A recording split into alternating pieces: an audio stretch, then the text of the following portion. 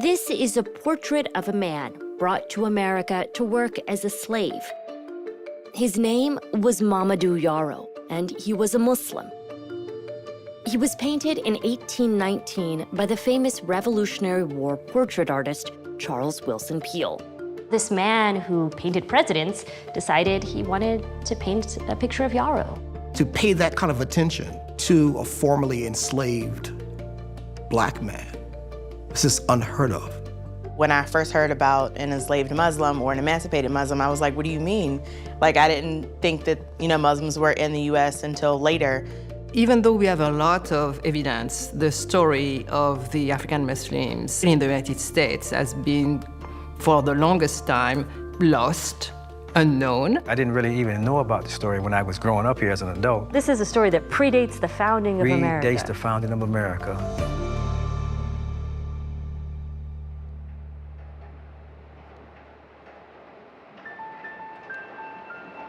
Much of Mamadou Yarrow's story takes place in and around Washington, D.C., a city that's been my home for several years.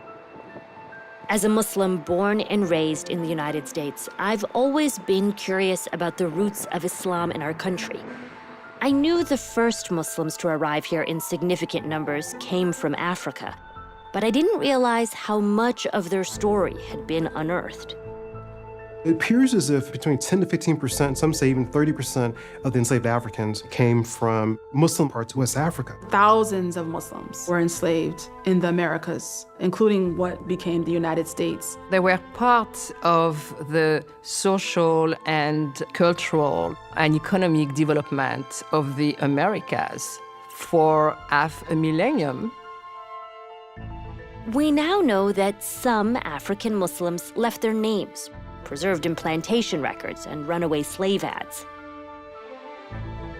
Others left their writings. A few left their image. Among them was Mamadou Yarrow, also known as Yarrow Mahmoud. He was painted not once, but twice. It's one of the things that makes him stand out.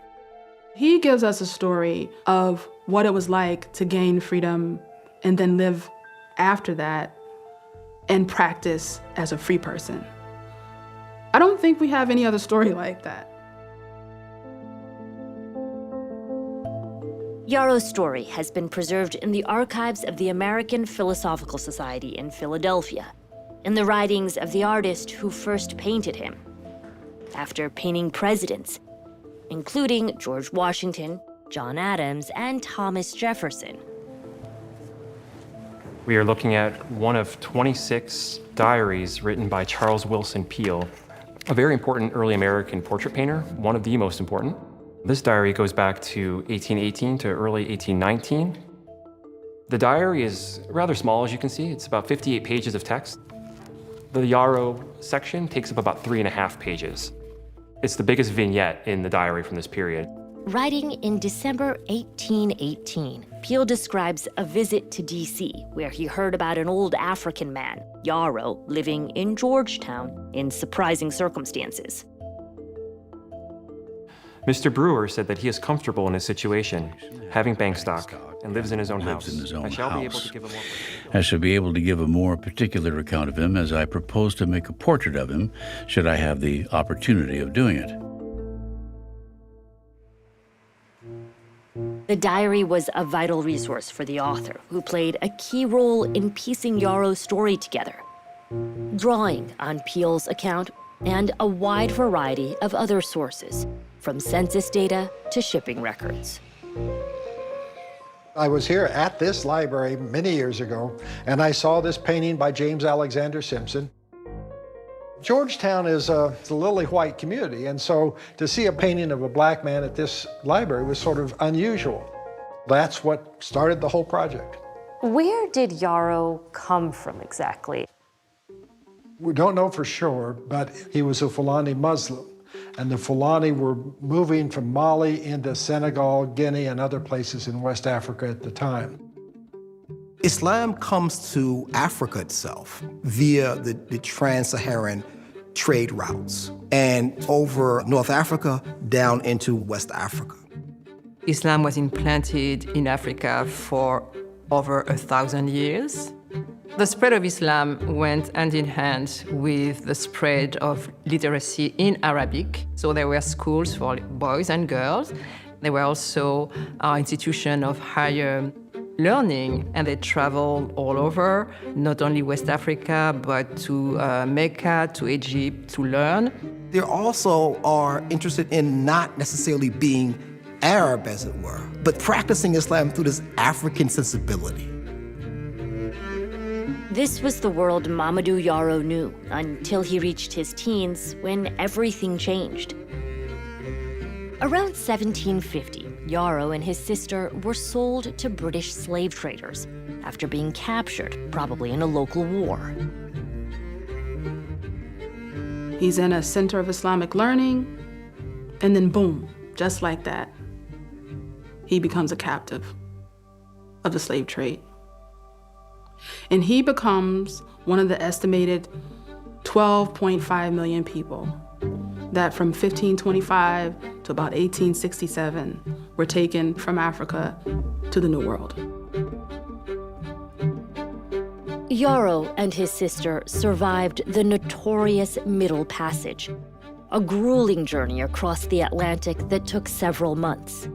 The ship Elijah carried them to Annapolis, Maryland, where in the summer of 1752, brother and sister were put up for sale, advertised in a local paper as pieces of property. This is a page from the Maryland Gazette, a weekly newspaper published in those days. So it says, just imported in the Elijah, directly from the coast of Africa.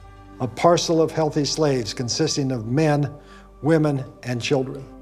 So they're bringing children over as well. And it will be, is it? Disposed of on board the said vessel. For sterling money, bills of exchange, gold or paper currency. Yarrow and his sister were separated in Annapolis. What became of her is unclear, but Yarrow was enslaved on a tobacco plantation in Montgomery County, now the suburbs of Washington, D.C. In the decades that followed, records suggest he had a son here with an enslaved woman. Around 1790, Yarrow's life changed again, when his enslaver brought him to Georgetown. Today, it's one of Washington's most exclusive neighborhoods. In Yarrow's time, it was a modest port town on the Potomac River. How does he end up in Georgetown? He was purchased by one of Georgetown's most famous families, the Beale or Bells, Samuel, initially, who makes him his manservant, or might be a fancy name for a valet. I think he was smart enough to learn how to be around his enslaver. It's different if you're a field hand or you're in sort of doing other kinds of chores. That may have even helped to preserve him from not being broken down in certain kinds of ways as others are. In order to make money, the Bells or Beals like for him to be industrious. They also require that he give whatever he makes to them, but they give some of the money back. And so what type of work was Yarrow doing? He made charcoal. He had that technique. He sold baskets. He also made bricks. He commanded 1.5 times what a white brick maker could. In Georgetown, Yarrow joined a growing community of Black people, both enslaved and free. Many of them and their descendants are buried at Georgetown's Mount Zion Cemetery, established in the early 1800s. This graveyard gives us a glimpse into the type of community Yarrow was entering. Yeah, we don't want you to look at him in isolation. We want you to understand that there were people, a community of which he was part, that shared the same kinds of goals. And most of these would have been Black men, women, children Black who men, lived. and we have some who may have perhaps even known Yarrow, or certainly they knew of the kind of existence that he was living because they had lived it. And Yarrow himself, though, is not buried here. He is not right? buried He was here. buried As far in as we know, he is buried in his backyard. Haven't found him yet, Yeah. but we hope to one day if he is there. Yarrow spent the early 1790s working in Georgetown for his enslaver's son, Brooke. While around him, the newly formed nation took shape, and Washington, D.C. was established on the farmland next door. What happened to Yarrow next is recorded in Peale's diary. When Charles Willson Peale came to paint his portrait in 1819, he was so intrigued by Yarrow's story that he went to Margaret Beale, Brooke Beale's widow. She told him it was true. Early in the morning, went to see some of the family who had knowledge of him for many years, whose ancestors had purchased him from the ship that brought him from Africa. The widow Bell told me that Yarrow was always an industrious, hard-working man and had served them faithfully for many years. And her husband, intending to build a large house in Georgetown, told Yarrow if he would be very industrious in making the bricks for that house, that when he made all the bricks, that he would set him free. So he obtained his freedom by essentially agreeing to make bricks. The man who had contracted the promise died and before he got his freedom. But his wife was able, understanding what her husband's desire was, carried through with it. The widow told Yarrow that as he had performed his duty, that she had made the necessary papers to set him free, and now he was made free. So Yarrow becomes a free man in August of 1796? That's correct. And he would have been what age at this point? He was 60 years old. 60 years old, he becomes a free you're a slave man. until you're 60. And his life started anew then. After Yarrow obtained his freedom, he worked hard and saved his money until he got $100, which he put into an old gentleman's hand to keep for him. That person died, and Yarrow lost his money. However, he still worked as before and raised another $100, which he put into the care of a young merchant in Georgetown. But this merchant became a bankrupt. Yet not dispirited, he worked hard and saved a third sum, amounting to $200. Some friend of Yarrow advised him to buy bank stock in the Columbia Bank, and he was amongst the first who contributed to that bank. With his money, Yarrow bought a plot of land on what was then the outskirts of Georgetown, now a quiet street named Dent Place, Northwest. The man who'd arrived from Africa on a slave ship was now a landholder, one of the first Black people of any faith to own land in the D.C. area in his own name. This is the Recorder of Deeds ledger book from 1800 in Washington, D.C. It's a very old book, and it's all in this beautiful script, and this is his deed of Yarrow's house. 10th day of January, 1800. Wow, okay. And do you see Yarrow's name here? Oh, here it is. You see his name, Yes. Yarrow.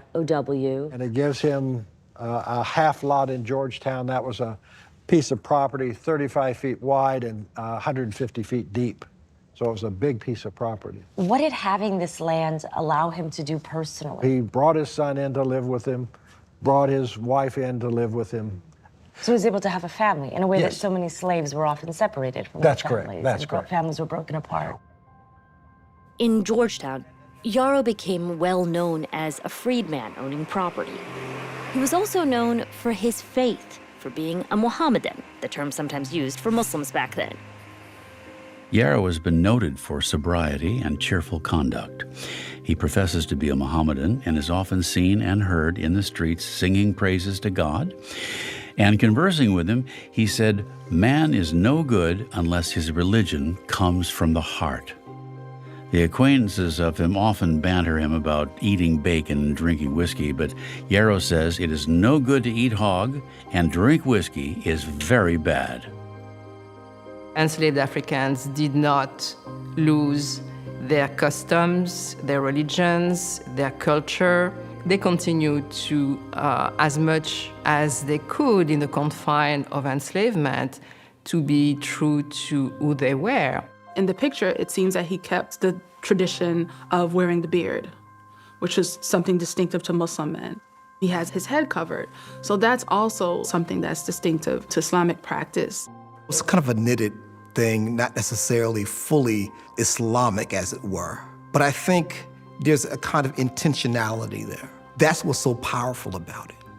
At the time, was his faith considered strange to people? How was Islam interpreted? Do we know at that time? It depended on your level of education. It depended on your level of exposure. But people knew that Yarrow was Muslim here in Georgetown? Yeah, oh yeah. Islam was a recognized religion. Educated Americans would have known that there were Muslims in West Africa. Probably also they were seeing Muslim activity in the United States. Some of the enslaved people maintained practices that the enslavers noticed, right, made note of, and watched. Wearing skull caps and turbans and veils, celebrating Islamic holidays, refusing pork and alcohol. Someone like Yarrow, he seems like an anomaly, but he's not that unusual insofar as being very religious and educated. Peale's diary reflects this apparent familiarity with Muslims in early America. What stands out to Peale is not Yarrow's faith, but his age. Yarrow was supposedly 134 years old.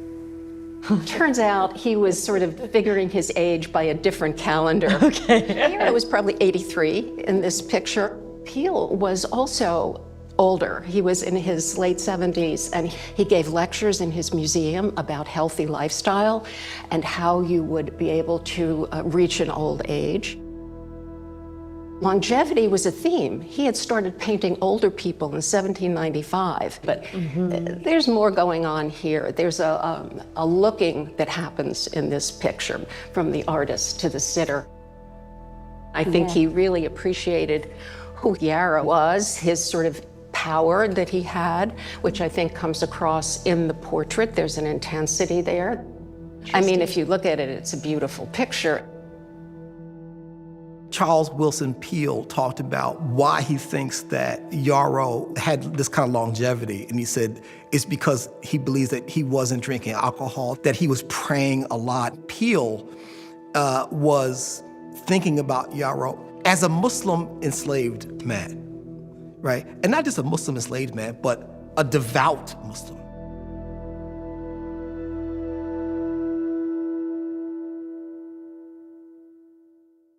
Peale spent only 2 days with Yarrow, but Yarrow seems to have made a deep impression on him.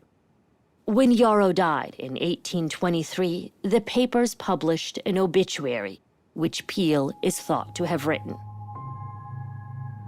Died Yarrow, according to his account, 136 years. It is known to all who knew him that he was industrious, honest, and moral. He was interred in the corner of his garden, the spot where he usually resorted to pray. When Yarrow dies, there are multiple obituaries of this. I counted so far 38 up and down the East Coast. Wow. Of a man who was brought here as a slave. Right. Why was so much written about him, and why were there so many obituaries? Well, he was 140 years old. So they say. So that's newsworthy. After Yarrow's death, we find his son, Akila, living 45 miles northwest of Georgetown in Washington County, Maryland. Here, Akila's wife worked as a midwife and was so popular the community still bears the family name. But there's no evidence the family continued to practice Mamadou Yarrow's faith. After 1865, churches from the north really descended on the south, and there was this Christianization of people. I think that for Muslims were still living at the time, and their children and grandchildren, there was probably more of an effort to be integrated and be like everybody else. I would see this period as a deep tragedy to enslaved Africans. Enslavers who were writing the history thought these people are without intelligence, without a soul. The assumption is that when they came, their gods died, and then they embraced Christianity. They did not acknowledge, right, did not name those traditions and those practices. And so we've spent the last, say, 50 years trying to undo that kind of historical undertaking and to really figure out who exactly were these people. Because they were there, but we never really studied them, or their writings, or their traditions. The rediscovery of Yarrow's story led archaeologists to Dent Place to excavate the site of Yarrow's house, following the lead in his obituary that he was buried in his backyard. His home wasn't on the site. There was an 1850s house that stood on the site that was destroyed by a hurricane. When we started the project in 2015, it was an empty lot with an extant in-ground pool. Significant redevelopment had removed most traces from Yarrow's time. There was no sign of Yarrow and little evidence of his life. Still, the dig created a unique opportunity, a chance to give Yarrow the Muslim funeral rites, the janazah prayer he was unlikely to have received 200 years earlier. In 2015, the Imam of Masjid Muhammad in Washington, D.C., he led the janazah prayer for Yarrow in that same spot of the yard. And Masjid Muhammad is historically predominantly black masjid, one of the oldest in Washington, D.C. So it's pretty profound that all these years later, that has some meaning even to the people there. And you led the prayers? Yes, I led the prayer. That was an honor for me. We did the janazah on the land, on his residence. We know it doesn't serve the official, but as a ceremonial to him, it would probably reach his soul.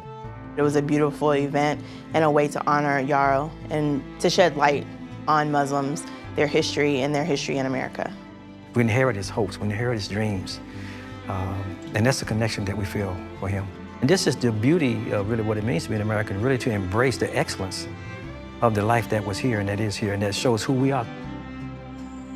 On Dent Place today, a new house stands on the spot where Mamadou Yarrow once lived. But his presence is commemorated with a plaque. It's a powerful reminder of Yarrow and the tens of thousands of other Muslims who arrived in America in the nation's earliest days. A people whose history is still being written, whose stories are still coming to light.